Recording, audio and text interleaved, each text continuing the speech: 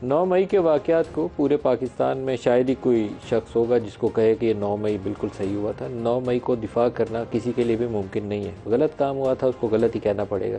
लेकिन पाकिस्तान तहरीक इंसाफ के बाज़ लोग जो माजी के अंदर उनका बयानिया था, या 10 अप्रैल 2022 के बाद की, या 27 मार्च 2022 के बाद की जिस तरीके से पाकिस्तान में तर्ज़ सियासत को अपनाया गया था, उसके बाद जब अब उनके बयानात अब देखें तो आपस में उनका मुवाजना करना बड़ा ही मुश्किल है, और उसको जस्टिफाई करना भी बाज़ सूरतों में बड़ा ही मुश्किल होता है।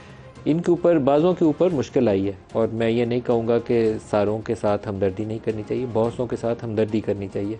क्योंकि आप किसी को 15-20 रोज़ कैद तन्हाई दे दें, पकड़ के किसी को भी बंद कर दें, तो वो मेरा नहीं ख्याल है कि हफ़्ता 10 दिन से ज़्यादा उस वज़न को उठा सकेगा। लेकिन बाज़ तो ऐसे थे, जैसे उस्मान डार वाला मामला था, तो उसके घर, कारोबार, उसके घर के अंदर जो रेड हुई, मैंने उसकी वीडियो क्लिप्स उसने कुछ मेरे से शेयर की थी, मैं देखता रहा हूँ, तो मुझे लगा कि उसको ज़्यादा देर बर्दाश्त करना इन लोगों के लिए मुमकिन नहीं था। क्योंकि कोई आदमी मुजरिम तो है नहीं, सियासत में आए थे, सियासत में आने के बाद उन्होंने वही कुछ ही देखा था जो पाकिस्तान में पिछले 8-10 साल की सियासत में इन लोगों को सिखाया गया था। लेकिन जाते जाते कुछ ऐसे बयान दें जो माजी के इनके रवैये से बिल्कुल ही 180 डिग्री उलट हमें नज़र आए, तो उसको आम लोगों को कैसे समझाएंगे, अपने हल्के में जाएंगे तो कैसे जस्टिफाई करेंगे, वो समझना थोड़ा सा भी मुश्किल काम है। वो फहरिस्त बढ़ती जा रही है। आज उसमें इजाफा एक फ़ारूक हबीब हुए। फ़ारूक हबीब ने प्रेस कॉन्फ्रेंस में कम बेश वैसी ही बातें की जो हम पिछले 2-3 हफ्तों के साथ पाकिस्तान तहरीक इंसाफ छोड़ के जाने वालों की ज़बानी सुन रहे हैं। तो फ़ारूक की ज़बानी सुनते हैं कि 9 अप्रैल के बाद क्या पैगाम दिया जाता था, वो आज ये बता रहे हैं, सुनाइएगा। 9 अप्रैल के बाद माइंड पैगाम दिया जाता रहा, जहां पर जो इनोसेंट लोग थे वो कल्ट फॉलोइंग के अंदर उनके माइंड्स को जो है वो उनको हाईजैक किया गया, और उनके दिमाग में मुसलसल जो है वो एक जज्बात भड़काए जाते रहे कि पता नहीं जो पाकिस्तान के इदारे हैं वो आपके ख़िलाफ़ काम कर रहे हैं। मुसलसल एक नफ़रत का जो पैगाम था वो बीज बोया जाता रहा। आप बैलेट की बजाय आप कह रहे थे कि बुलेट का रास्ता इख्तियार कर लें, बैलेट की बजाय आप ये कह रहे थे कि आप अपने ही इदारों के ऊपर चढ़ दौड़ें।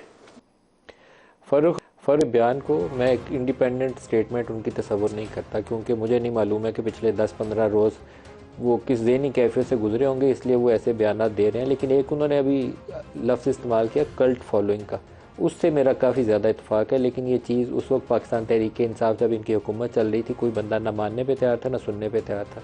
27 मार्च 2022 के बाद का जो बयानिया था कि वो जनरल बाजवा मीर जाफ़र मीर सादक हो गया, और इमरान खान सबसे अच्छा पाकिस्तान बचाने आया था, जिसको अमेरिका की माँ पे इसने साजिश करके गिरा दिया, इसलिए पाकिस्तान तबाह हो गया।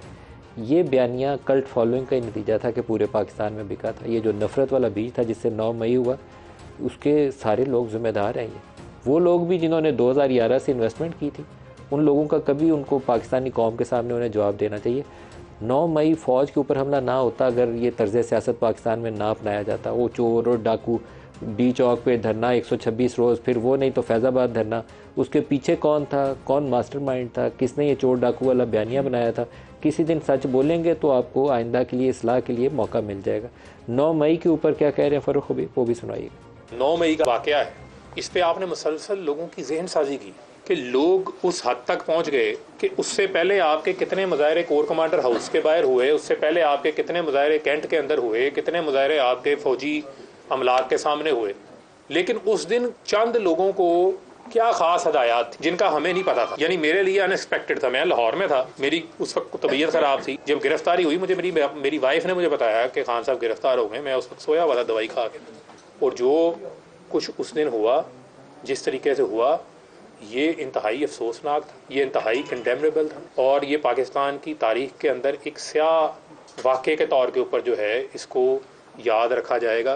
किस तरीके से आपने चीज़ों को, एक माइंड सेट को एक ऐसे बॉइलिंग पॉइंट के ऊपर पहुंचा दिया कि लोग अपनी अफवाज के ख़िलाफ़ लड़ने निकल पड़े। ये रवैया बहरहाल दुरुस्त नहीं था। ये जो अभी इन्होंने आखिरी जुमला बोला है ना, मैं बार बार कहता हूँ कि अपनी कौम को अपनी फ़ौज से लड़ाना ये लीडरशिप नहीं है। लीडरशिप का इम्तहान होता है कि आप एक विजन देते हैं कि मुश्किल से कैसे निकलना है। ये क्योस का अफरा तफरी का रास्ता था, ये बेहतर नहीं था। फ़ौज अगर इक़्तिदार पे कब्ज़ा करती है, सियासत में मुदाखलत करती है, उसकी मजम्मत करनी चाहिए, उसके ऊपर आपको बयानिया बनाना चाहिए। लेकिन आप ये बयानिया कैसे दे सकते हैं कि जब आप खुद फ़ौज के कंधों पे सवार हो के आपने हुकूमत ली हो। पाकिस्तान में नवाज़ शरीफ भी उसी की मिसाल है और इमरान खान भी उसी की मिसाल है। इनमें से कोई कहे कि वोट को इज़्ज़त दो या मैं तो सबसे ज़्यादा जमहूरियत पसंद हूँ, तो दोनों बातें झूठ होंगी। दोनों इसी रास्ते से इक़्तिदार में आए थे और उसी रास्ते से इक़्तिदार से गए भी हैं।